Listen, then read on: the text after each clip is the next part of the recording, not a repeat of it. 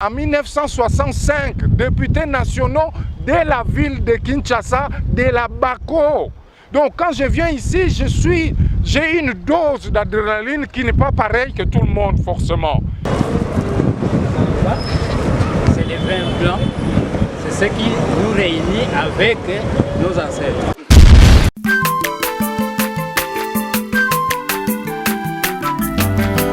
Mwana moto te po akosangai abongwani pete po awangata Nzambe ya le Nazarien, le Nazarien, le Nazarien, le Nazarien. Bana kitoko koma mukundima atako babakolaki mafuta na musakolima lelo ya yobolingo bateli le Nazarien. Lipamboli oyo mona na katempeni mama kandelobi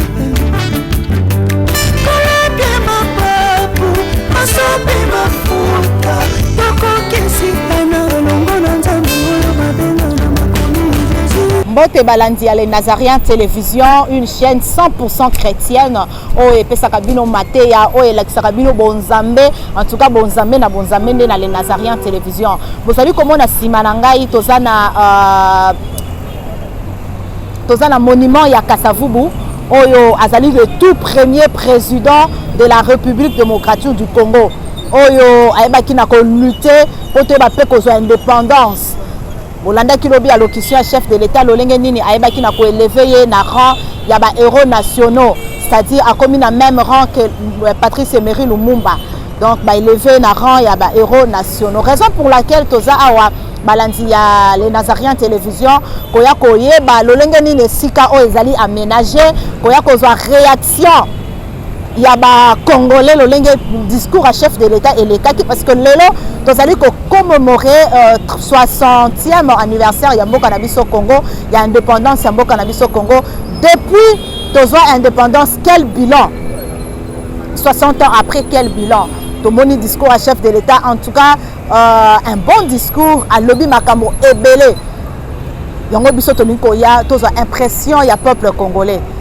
Balingi balanda ki discours wana nini oyo bango bazali ko banza na discours wana. Pe nini bazali ko banza na ko lever Joseph Kasavubu na rang ya ba héros nationaux. Tolanda lolenge bazali ko réagir na micro ya le Nazarien Télévision bongo tokutana na bino tout juste après.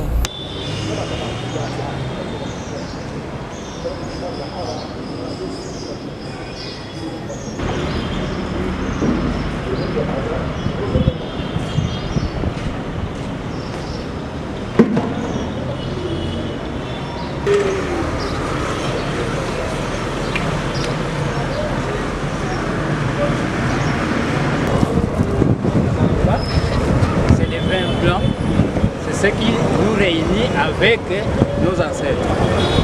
Parce que les autres ne savent pas la valeur d'un samba, mais c'est ça, d'un samba. Okay? Maintenant, je vais mettre ma fleur nanga pour l'honorer.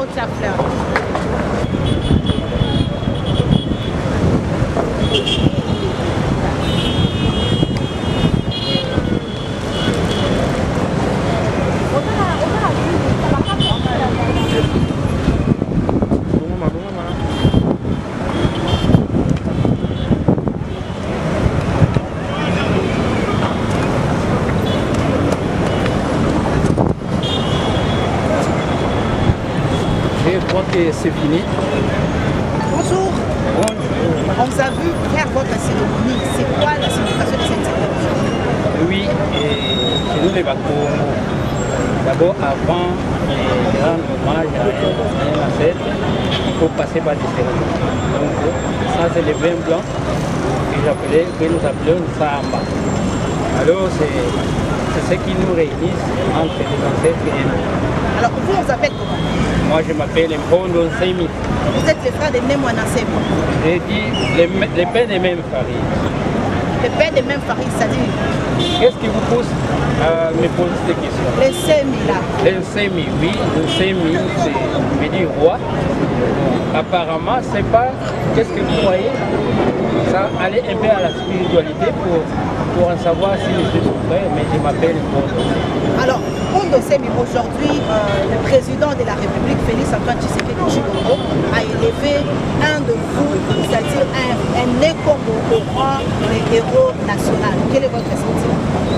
C'est tout à fait normal parce que c'est le père de l'indépendance. Comme Kassavou, c'est le promoteur et le père de l'indépendance. Donc là, il faut les féliciter. Il faut les féliciter. Qu'est-ce que vous attendez de plus? Qu'est-ce que je m'attends? Qu'est-ce que vous attendez de plus après cette élévation? Bon, Vous, en tant que Nekongo. en tant que Nekongo, il doit se rendre compte qu'il était enterré au Congo central. Et que je vais encore lui rappeler les pères prophétiques de l'indépendance. Moussimo Kimbangu. Il doit aussi penser. Alors, aujourd'hui, en Sibiri, là où il était enterré, on a appris qu'il a plu pour les bêtises à Sibiri. C'est quoi la signification? Puisque vous êtes aussi spirituel. Oui, là, la période c'est vraiment. Oui, et sa bénédiction.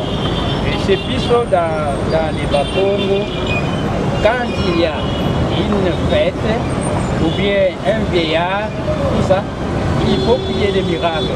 Donc, ne voyez pas ça étrange. C'est tout à fait normal. Ce sont des signes qui montrent que vraiment, c'est vraiment quelqu'un qui est connu. Alors, dans le bateau à Sankuru, alors il y a d'autres villes. Et il y a des gens qui ont Patrice et Médou. Une autre qui n'a pas la ville natale, il y a Joseph Kassavou. Franchement, sans commentaire, il y a mon quoi ce qui réellement, qui a inspiré, Aïe Bayango, qui est vraiment le premier président et le père de l'indépendance, le père de la démocratie. Donc, ça là, ça là. Bon, c'est tout se rendre compte réellement que vraiment nous voit la salle qui est du Capoya bien. Merci beaucoup. C'est moi qui vous remercie. Et bonne journée. Merci beaucoup.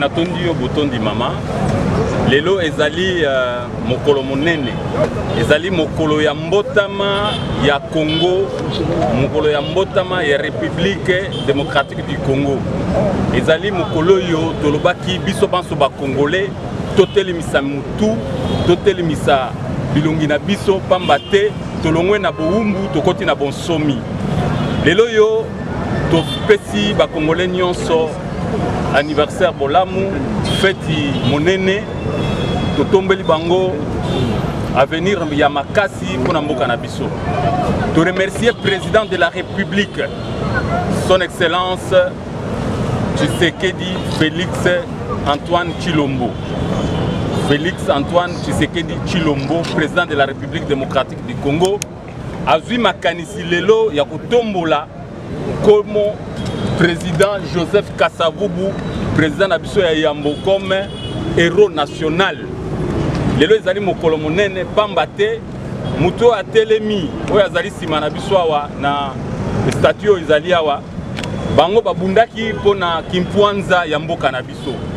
Et lelo yo président Félix Antoine Tshisekedi akanisi ye atomboli ye na rang na mulongo ya ba héros national ezali likambo monene pona Congo pamba te ye abundaka pona Congo ezala moko lelo yo pamba te na le 4 janvier 1959 tangu Lumumba Gaston Diomina Ngalola bawutaki Accra bayaka basalaka meeting na place oyo babengi Imka na esika wana bato batombokaka après meeting wana ya bakoya kosala meeting le 4 janvier batombokaka ba Belge bapesaki biso likanisi ya kozwa kimpwanza bango balobaka boye Président Kasavubu na bino ba leader ya bako na ba leader mususu topesa kaka kimpwanza na Congo central donc na Léopoldville ngambo ya Congo mususu na etikala kaka na Buumbu Kasavubu atelemaka lobi pas question kimpwanza na Congo mobimba topesa kaka kimpwanza na Congo mobimba pamba te biso tokolinga Congo ekabwana te donc lelo yo président Félix Antoine Tshisekedi Tshilombo amatisi ye na molongo ya babengi héros national ezali mbotama ya sika pona Congo oyo ye azali kotonga Congo ya démocratie, Congo ya état de droit. Lokola makanisi oyo fait président Tshisekedi wa Mulumba alobaka le peuple d'abord, c'est-à-dire totongana nous état de droit. Et président Félix topesa ye maboko pamba te yazali na makanisi azoko nyata nzela oyo babengi nzela ya ba père de l'indépendance du Congo. Nzela wana ezomema biso na nini na état de droit. Pamba te tangu mukoloyo batu batelemaka le 4 janvier balobaki nini le Congo au Congolais. Ça veut dire Congo etelemisana nous ba Congolais. Le peuple congolais d'abord. Yango makanisi wana ya démocratie oyo président Félix azoko memela biso ezali makanisi oyo topesa ye maboko pamba te ya lingi Congo ezala ya Congo ya espoir. Azo représenter lelo espoir ya peuple congolais pona mbongo wana na Congo pona bonsomi ya Congo tolongwa na buumbo oyo bato bamususu balingi batia biso pamba te Congo il faut etelema. Yango Congo ekotelema na idéologie ya démocratie. Et idéologie wana mutu akambi biso nango makasi ezali fait président Tshisekedi wa Mulumba.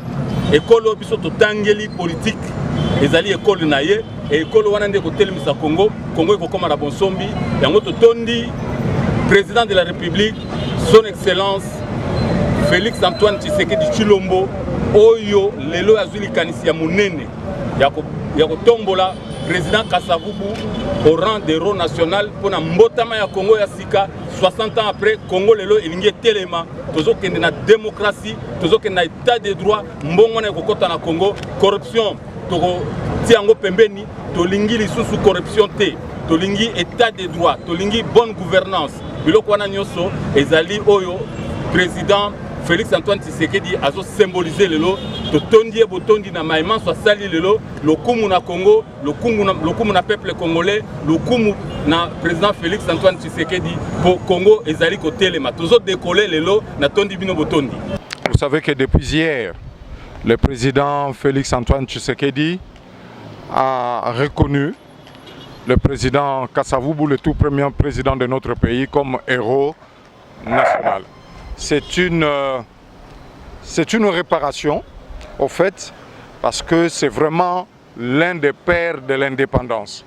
On l'a souvent exclu, mais là c'est fait. Je pense que ne parlons plus du passé, voyons l'avenir. C'est une reconnaissance de la République envers ses fils dignes de notre pays et qui caractérise dans notre pays la bonne gouvernance, la transparence dans la gestion des deniers publics, un homme très honnête. C'est vrai que par rapport à son temps, il y a peut-être des choses à dire, mais respectons ces hommes. Président Kasavubu, le Premier ministre Patrice Emery Lumumba, moi devant ces deux-là, et je crois que j'ai vraiment un chapeau bas. Et merci encore une fois au président Félix Tshisekedi. Alors, honorable, aujourd'hui vous êtes né Congo, c'est vrai, mais quel bilan pourriez-vous faire 60 ans après l'indépendance? Bon, 60 ans après, je pense quand même que nous sommes en train de faire les efforts pour rester vraiment dans la démocratie. C'était peut-être un apprentissage, mais 60 ans après, on ne peut plus dire que nous sommes en train de faire de l'apprentissage. Donc nous avons eu des temps sombres dans notre histoire et qui ont fait que, notamment les 32 ans de Mobutu, qui ont fait que nous avons connu un recul énorme qui devient presque le retard. Nous avons du mal à le rattraper. Bon, nous osons espérer qu'aujourd'hui qu'on a une coalition FCC Cash, que nous allons vraiment travailler, parce que vous voyez, même les derniers événements, moi j'ai eu très peur, je ne m'en vante pas, mais j'ai une formation d'historien. Donc quand je ne voudrais pas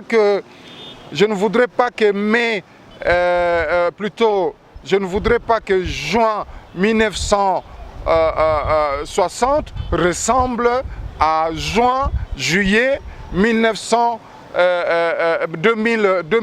Ce serait vraiment dommage.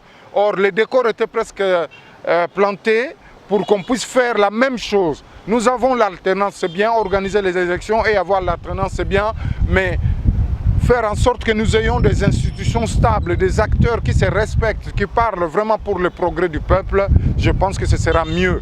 Et à partir de cette date d'aujourd'hui, à partir du 30 juin 2020, je voudrais vraiment tous, autant que nous sommes, du président de la République, au dernier de notre population, que nous soyons conscients que nous sommes assis sur une mine de diamants. Mais malheureusement, nous n'avons pas du pain, nous n'avons pas à boire, nous n'avons pas de quoi nous éclairer. Moi, je suis fier, d'une manière personnelle, d'être dans un gouvernement de l'alternance, d'avoir la confiance et de Tshisekedi et de Kabila. Moi, je n'ai pas honte de le dire parce que tout le monde savait que j'étais l'homme de Kabila dans la province du Congo central et je suis aujourd'hui au gouvernement. C'est grâce à ça aussi qu'il a proposé mon nom. Mais dans mon histoire personnelle, vous voyez cet homme que vous voyez, a travaillé dans le même bureau que mon père, à la fonction publique, pour le calcul de traitement, salaire aujourd'hui. Cet homme a été élu avec mon père en 1965, député national de la ville de Kinshasa, de la Bako. Donc quand je viens ici, j'ai une dose d'adrénaline qui n'est pas pareille que tout le monde forcément. J'ai un enfant qui a 3 ans chez moi à la maison qui s'appelle Kasavubu. Je vous dis qu'il y a 3 ans. Je l'amènerai ici un de ces 4 pour qu'elle vienne voir pourquoi je lui ai donné son nom. Que demain, qu'il soit un vrai Kasavubu. Donc ça me fait... J'ai beaucoup d'émotions et tous les Bas-Congo, je ne dirais pas avec moi, mais tous les Bas-Congo seront d'accord pour dire que le président Félix Tshisekedi a posé un acte inoubliable, combien historique, comme aussi ces monuments. C'est le président Kabila qui était venu lancer les travaux de l'érection, de la construction de ce bâtiment. Donc là, il a fait plus et je pense qu'aujourd'hui à Boma, là où il est mort, dans la chambre où il est mort de son hôpital, on mettra aussi un écriteau. J'en ai parlé avec Madame la maire de Boma. Je pense que la ville de Tchela, comme Lumumba ville qu'on vient d'accorder, là où était né Lumumba, et je pense que je ne peux pas ici vous livrer les secrets de délibération du Conseil des ministres, mais rien ne s'oppose à ce que nous ayons une ville aussi dans la province du Congo central qui va porter le nom du président Kasavubu. Sachez-le simplement qu'un de ces 4, on va inaugurer ou on va montrer à la population là où avait travaillé le président Kasavubu pendant 5 ans comme président de la République. C'est le bureau qui occupe aujourd'hui Thomas Louaka. Attention, attention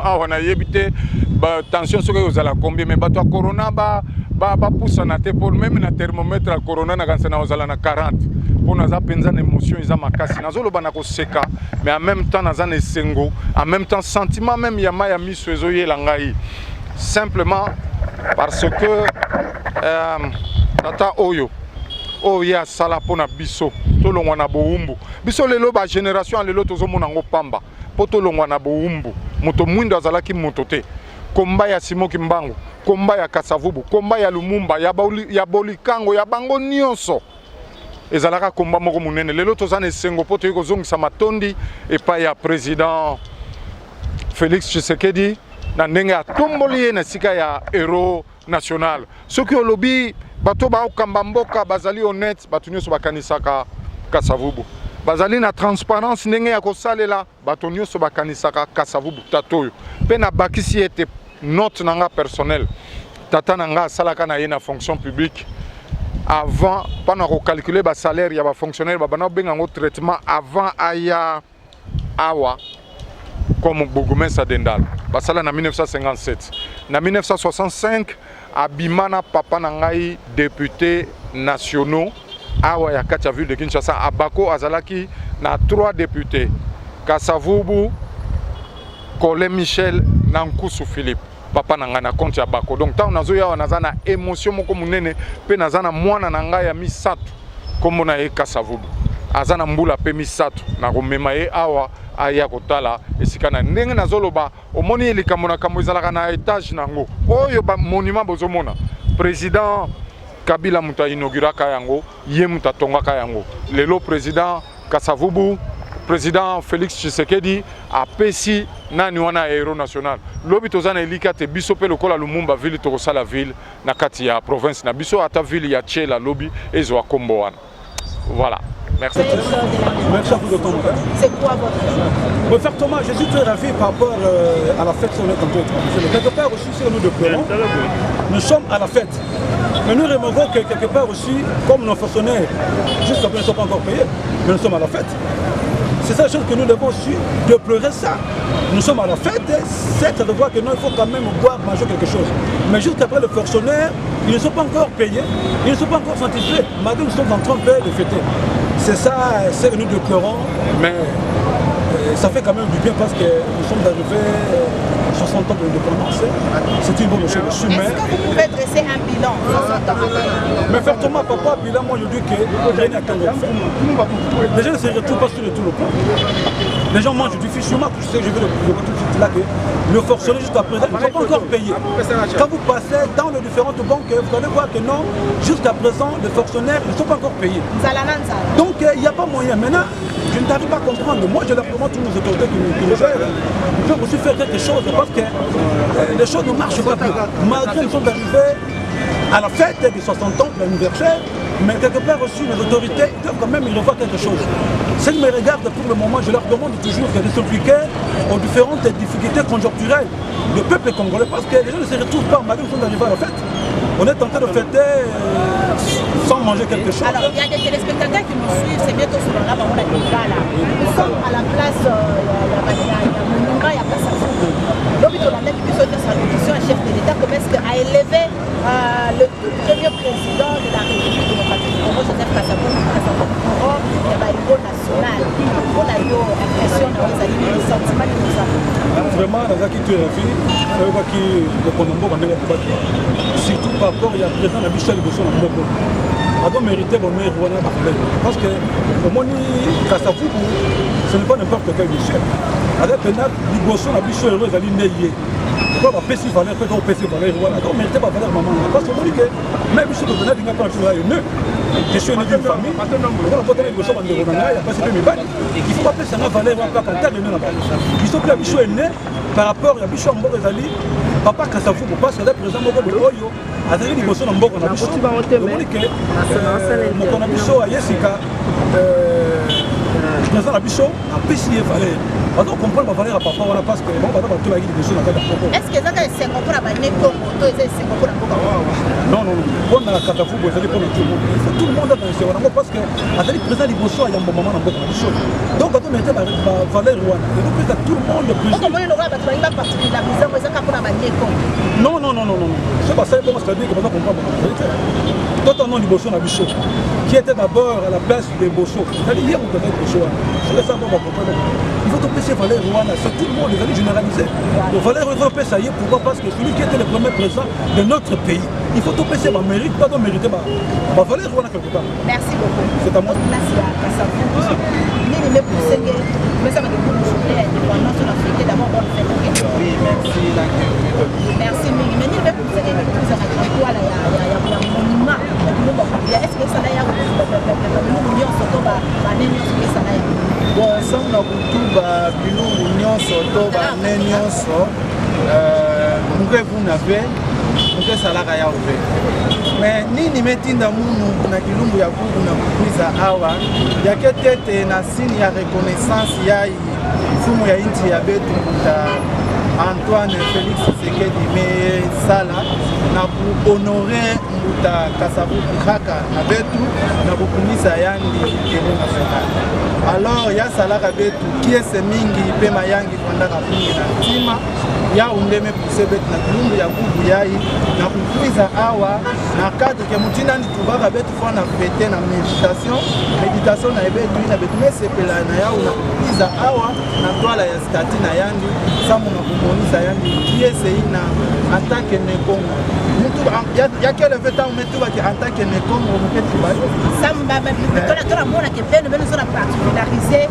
élévation moya kumaka ya baneko bila beno zona tudila diambo non mama Kasavubu alivandaka nationaliste ani vandaka mutu mosi na vanda zona batu nyonso bakushu nyonso parce que vandaka congolais betu nyonso betuke bacongolais yake neti ngeo mama ubu ngemaka kwenda même na état civil même na place nyonso keke kwenda bakeyuvula ngeyo yeke nationalité yeke mutu ya wapi d'origine nange territoire donc c'est pour cela que ngena omona ke bakongo ke fioti na mwa chaya hein moi qui est ce mot qui na bao parce que bame yake na mwa particularité mosi bame élevé mutu ina kele ke nkaka na bao ina bavandaka lomba depuis tama parce que mbuta Joseph Kabila tango ni baraka pouvoir wala ya tete andi kwendaka ya vandaka na singini na 2001 tango nimekwenda na singini yani mutu metungaka mozole ina bubu kele na singini c'est grâce ya le sénateur à vie Joseph Kabila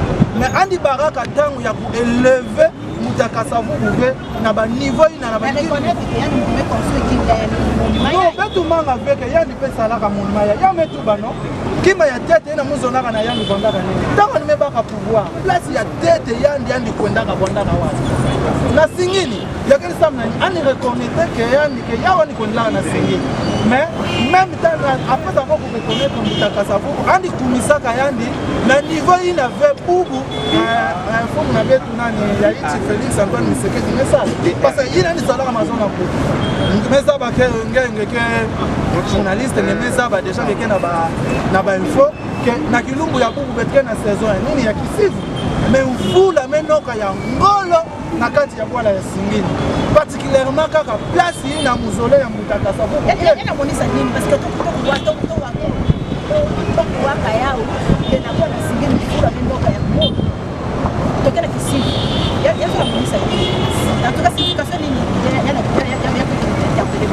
signification ina yake mutindu ba no mutinga betu bana kikongo yake chaya to yake chaya yake kusepela donc bankaka même yani mosi mutakasa vubu anime sepela pour anime se sentir que bosinde bame kumisa yani na niveau ina yanda ni kwandaka sosa ke bakumisa yani so bame kumisa ndi bubu na niveau ina c'est pour ça que vous avez senti que mvula ina menoka samna kumonisa nini ke meyamba ina ngeyo mwana na munu Félix Antoine Tshisekedi ngeyo mesala voilà merci mingi nini ya chuka ngeli fait na baina kila nanda beto atukakila nanda na nini fait na baina kila nanda bon kima muketu bana bampangi nyonso ke na kolanda munu betu vanda batu ina ke vanda kaka na njola samu na bwala betu ya Congo parce que mutakasa vubu ani vandaka mutu ya désordre ke ani vandaka mutu ya njola mpame epengle mwafioti jambo ina parce que benkela omona batambe betuke na buluta na yao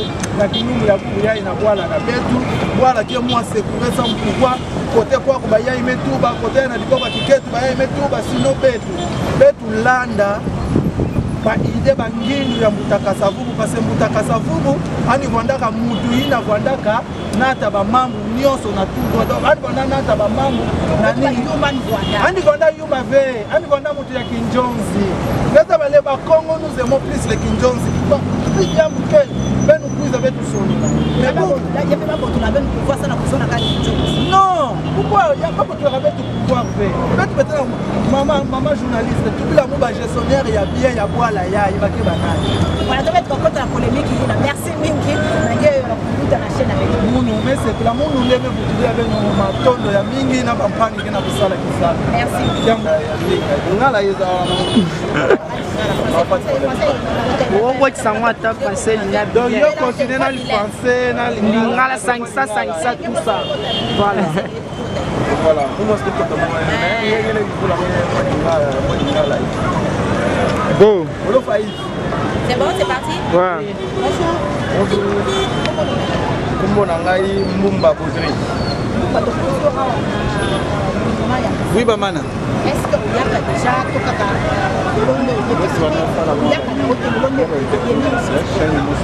nayaka déjà parce que ça là va problème il là-bas intérêt avec moi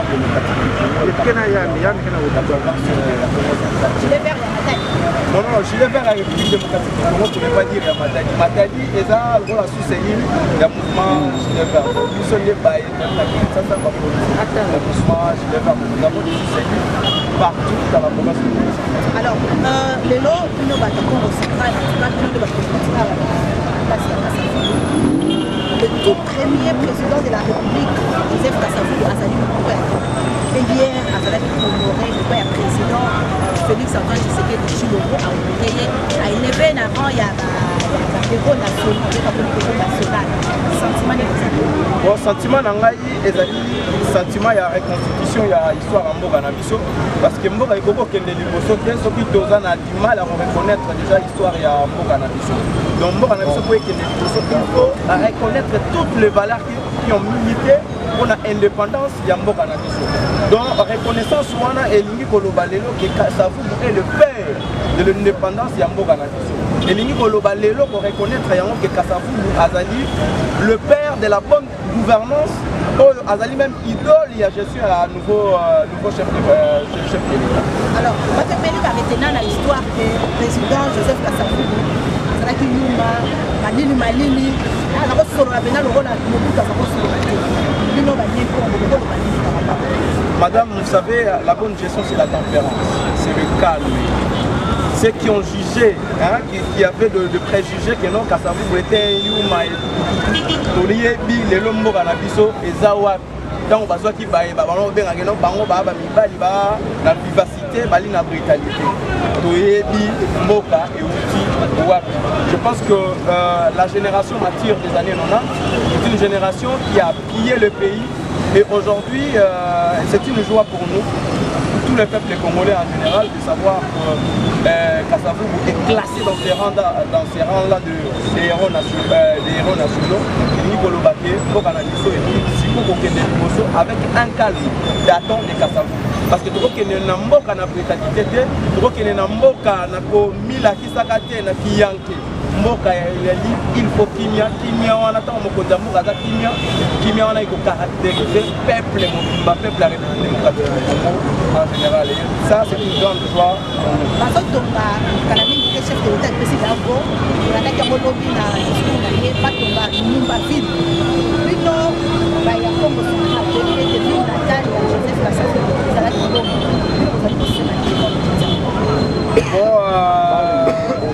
Lumumba ville et quand on a la République démocratique du Congo, donc pour s'opposer à Yamote, Lumumba ville une valeur d'ailleurs de notre pays, na Maïmatali, accession à l'indépendance Yamboka na biso.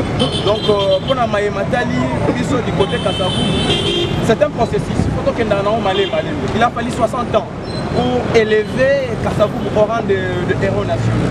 Donc je pense que pour l'initiative pour la combat Kasavubu, je pense que vous avez sous 60 ans. Donc le discours du chef de l'État a été un discours d'espoir, un discours de reconstruction, un discours pour un nouveau départ.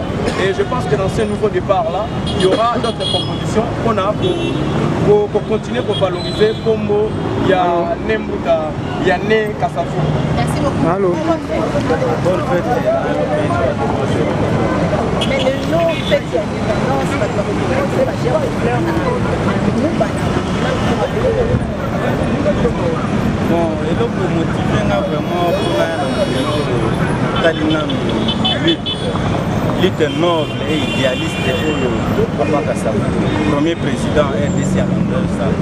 Parce que ils ont à prendre biso tango mutunyo sazoloba non il faut que la dignité ou encore pour gérer la chose publique avec conscience wana mutunyo c'est ce que le bika mwana a se référer là Joseph Kasavubu pour la Joseph Kasavubu ils ont reconnaître ma valeur pour la galerie qui fait ça dans le Congo mais le chef de l'État il va dire la élever la rang ya national pour la parce qu'il y a l'incarnation, il y a le Lumumba.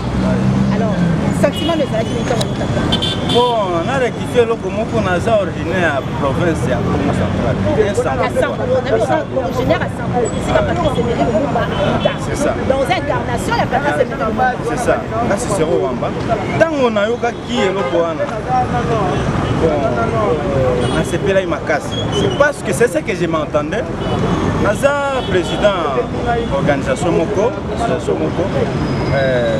collecter la coalition citoyenne pour une majorité populaire consciencieuse.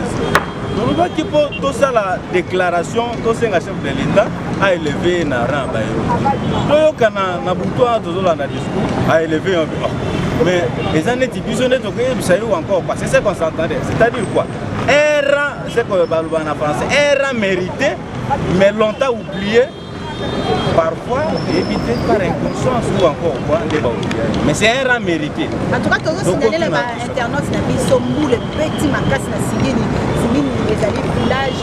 Allô. Il y a Joseph Kassafou. En tout cas, vous allez reprendre dans le rôle de la spiritualité, de la spiritualité, de la bloc. Mais tant que scientifique, il m'a beaucoup qualifié. Nous là, il y a macas na saison sèche.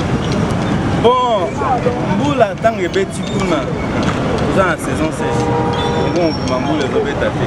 Mais kuna na mboka na ye. Beti sika bakundaki. Esika bakundaki. Mboula makasi beti. Ezo la kisaki. Moni Mboula epesa basini eza signification na mo bénédiction. Balobani après la pluie devient un beau temps.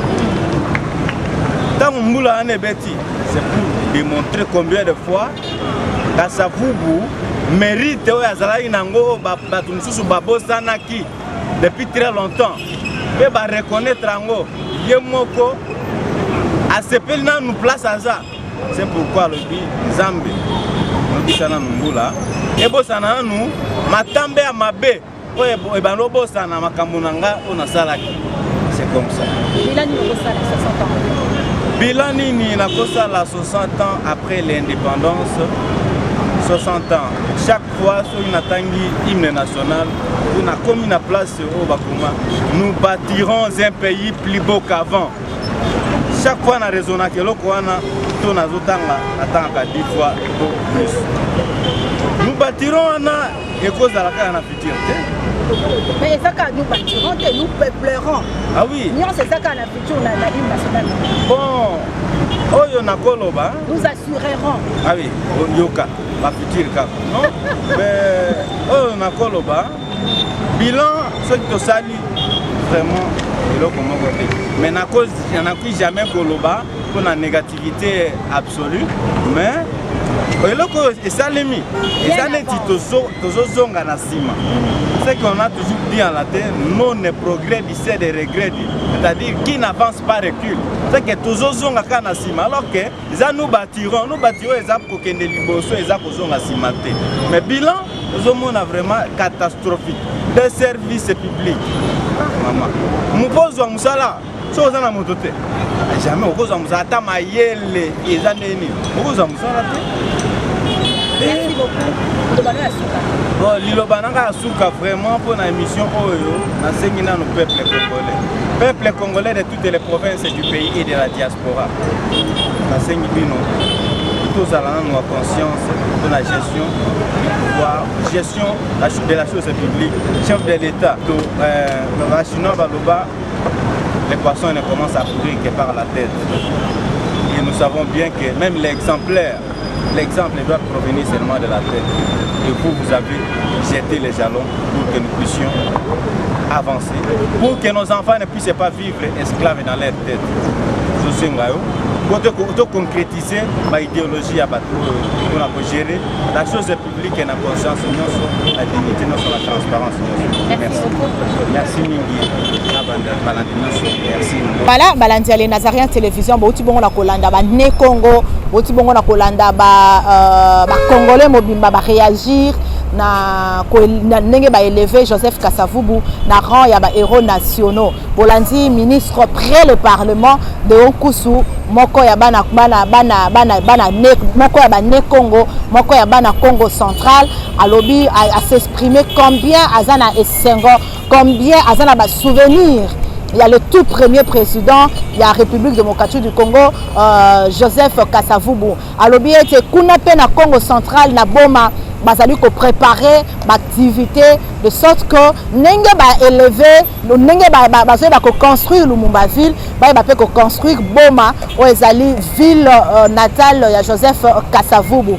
Alors bolandi ndenge balobi biso tozalaki toujours na esengo ya kopresente bino parce que ezala toujours plaisir ya kozala liboso na bino. Bon s'abonner massivement dans les Nazariens Télévision et kosala biso kitoko makasi. Merci à Yves Bolofa qui était derrière la caméra. Merci à toute l'équipe technique de les Nazariens Télévision et merci à vous aussi mesdames et messieurs. Je vous aime. Bonne fête de l'indépendance chez vous et à très bientôt. Shalom, fidèles téléspectateurs de NazarienTV.com, une chaîne 100% chrétienne qui édifie le chrétien du Congo ainsi que du monde entier en général. Bien-aimés, nous avons entendu vos supplications, vos cris et dorénavant, vous aurez une version française de tous les témoignages qui sont passés sous le Nazarien. Le voyage astral se fait le déplacement de laisser son corps et de sortir en esprit. Version française désormais de tous les témoignages. J'ai même fait appel à des démons puissants et géants, mais ils n'ont pas pu. Ceci est un grand rendez-vous à ne pas manquer, un cadeau surprise que vous offre le Nazarien. Abonnez-vous très massivement sur le Nazarien News afin de ne pas rater cette occasion. Ces combats étaient sur le plan spirituel et le plan physique. Et ces témoignages vous sera présenté par votre digne serviteur, Elepia Bengoma. Attendez-vous à une grande bénédiction. Restez branchés, restez connectés parce qu'il y aura du lourd et il y aura du nouveau. Et que Dieu vous bénisse énormément et abondamment. Moi je demande par rapport à la robe parce qu'il fallait expliquer la fois passée par rapport au pantalon. Shalom peuple de Dieu, que la paix de notre Seigneur Jésus nous comble parce que tous nous avons besoin de la bénédiction de l'Éternel. C'est la sœur Tiffany Mokoa, la princesse de l'Éternel, la présidente du Parlement céleste, députée Kwanabanda Kunabino. En tout cas, la Bible nous dit, vous connaîtrez la vérité et la vérité vous affranchira. Nouvelle Zakaka, tu peux communiquer, information, c'est que les Nazariens ont un souci, vraiment souci technique. Voilà pourquoi nous vous supplions, nous vous demandons, s'il vous plaît, d'ailleurs, accepter Rabiso Nabanda Kunabino, car le lingue tozali. Vraiment tokosenga na bino na bolinga nkolo bayo bolinga kakolanda mingi les Nazariens vraiment bosunga biso bo s'abonner na les Nazariens News donc neka ke komami wana les Nazariens News parce que les Nazariens oyo ya Kinshasa nde oboye baki liboso ezu un petit problème technique donc moi toko tsa ba vidéo il y a milai eza vraiment pour l'instant donc voilà pourquoi na bolingo musalo tozala nango tosala libino les Nazariens News dans les Nazariens News nde ya bino les Nazariens News les aka les Nazariens donc ndakwa les Nazariens okay? Famille les Nazariens toujours mais news obetika les Nazariens News ndenge ba komi wana o cliquer na place ba komi s'abonner au s'abonner massivement donc il faut s'abonner ou puis moninga s'abonner ou puis de quoi s'abonner donc vous s'abonner massivement s'il vous plaît Bible ngakolo Bible ngala certifié Bible ngala princesse de l'Éternel bo sala on pona bolingo nzambe. Je vous aime beaucoup de l'amour de Christ donc je disais tantôt que les Nazariens ont un petit problème technique, voilà pourquoi nous vous supplions de s'abonner sur les Nazariens News. Ces derniers temps nous utilisons beaucoup plus les Nazariens News parce que les Nazariens Kinshasa a un petit souci, un petit problème technique. Que le Seigneur nous bénisse, que le Seigneur vous bénisse parce que tous nous avons besoin de la bénédiction de l'Éternel car la Bible nous dit c'est la bénédiction de l'Éternel qui enrichit ne fait suivre d'aucun chagrin. Au moins quand émission au tali yo attaque au tali donc tozo suka kana ba minute cho ba 1 minute 2 minutes 3 minutes parce que moi to ke mula ezate donc ba témoignage au lanjo table sainte au landie mission ka au cho landa oyo attaque oyo landi ya muke oyo donc cliquez lien oyo na sewana après titrage kazo elandaka wana donc soko moni titrage na sewana au mona lien alors cliquez lien wana et vous mettez directement dans les Nazariens News donc cliquez kaka donc au tali attaque au mona titrage ezawana parce qu'on a c'est titrage wana au mona lien final lien wana et vous mettez dans les Nazariens News. Quant à moi je suis rempli, je suis comblé de joie pour bokozala boko s'abonner et belé ciao.